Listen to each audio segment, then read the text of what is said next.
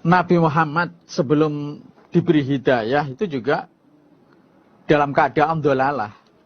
Wa wajadaka dhallan fahada.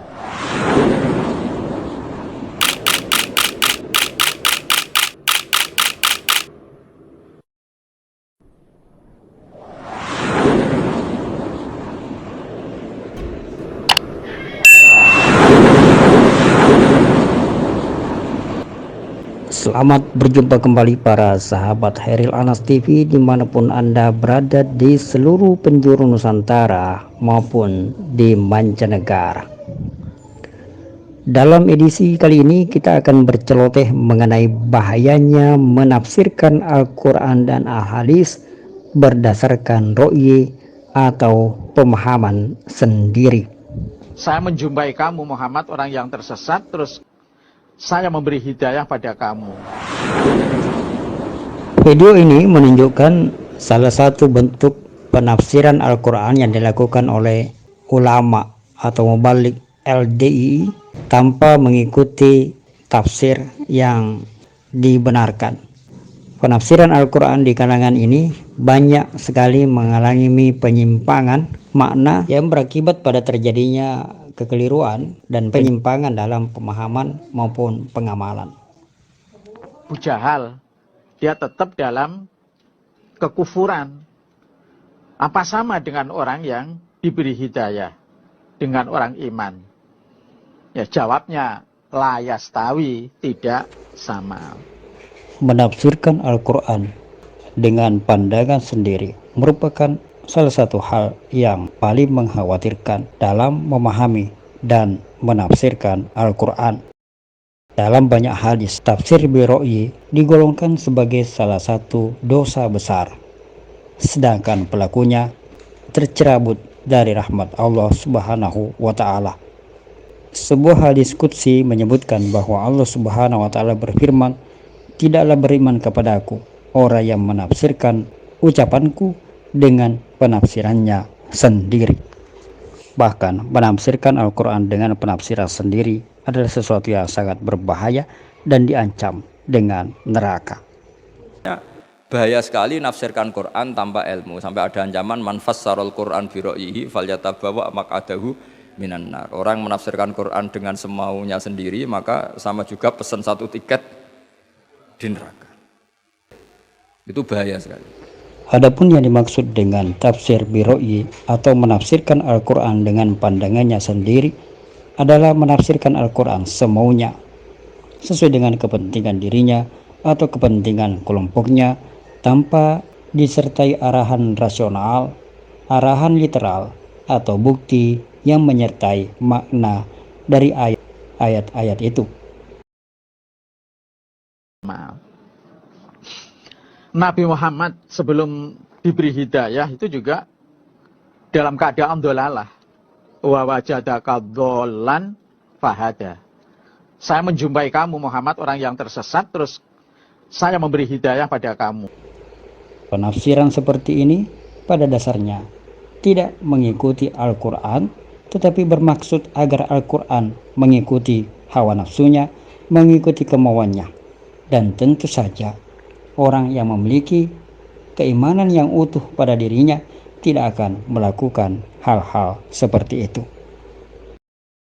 Seperti Abu Jahal, dia tetap dalam kekufuran.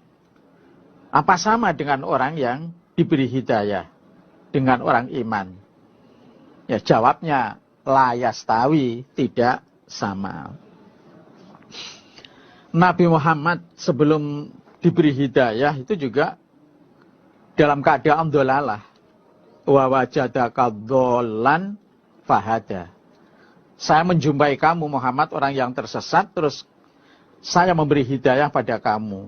Wa wajadaka dhallan fahada. Ingat Muhammad, dulu engkau belum pernah punya pengetahuan seperti sekarang. Engkau belum dapat bimbingan dari wahyu seperti sekarang. Ini dhallan di sini jangan sembarangan menerjemahkan ya. Di Al-Quran itu ada kalimat serupa, tapi maknanya bisa beda. Ghairil maghdubi alaihim waladdallin. Maghdub yang tercela, maghdub yang terhina. Dhalin di situ yang tersesat, tidak mendapatkan petunjuk Allah. Tapi kalau di surah Wadduha itu jangan diartikan tersesat. Bukan tidak mendapatkan petunjuk Allah, artinya yang belum mendapatkan bimbingan wahyu dari Allah Subhanahu wa taala. Bukankah dulu belum turun wahyu kepadamu? Bukankah dulu belum turun ayat-ayat Quran kepadamu yang membuat engkau semakin tenang sekarang?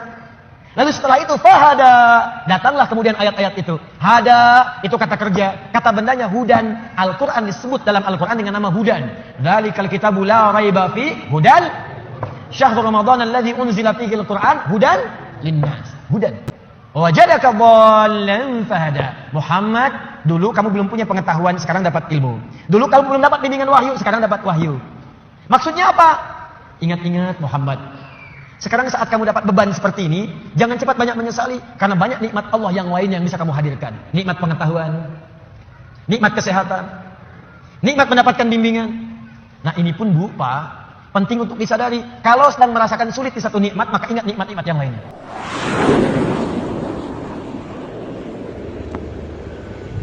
Dari sini kita bisa menilai kemampuan dan keilmuan para mubalik atau orang-orang yang dikategorikan sebagai ulama dalam kalangan LDII. Dapat kita simpulkan secara sepintas bahwa mereka sama sekali tidak memiliki keilmuan kecuali kemampuan memaknai Al-Quran berdasarkan ro'yi atau penafsiran Al-Quran yang mereka peroleh secara turun-temurun dari imam besar mereka yang pertama, Aba Nur Hasan Al-Ubaidah, yang diturunkan kepada murid-muridnya dan diteruskan secara sambung bersambung sampai sekarang. Dan inilah yang mereka sebut sebagai ilmu mangkul, ilmu yang sesungguhnya membonsai, mempersempit pengertian Al-Quran, penafsiran dalil-dalil Alkitab maupun As-Sunnah sesuai dengan hawa nafsu mereka untuk kepentingan kelompok mereka. Mereka memaksa Al-Quran maupun As-Sunnah untuk mengikuti keinginan mereka sendiri.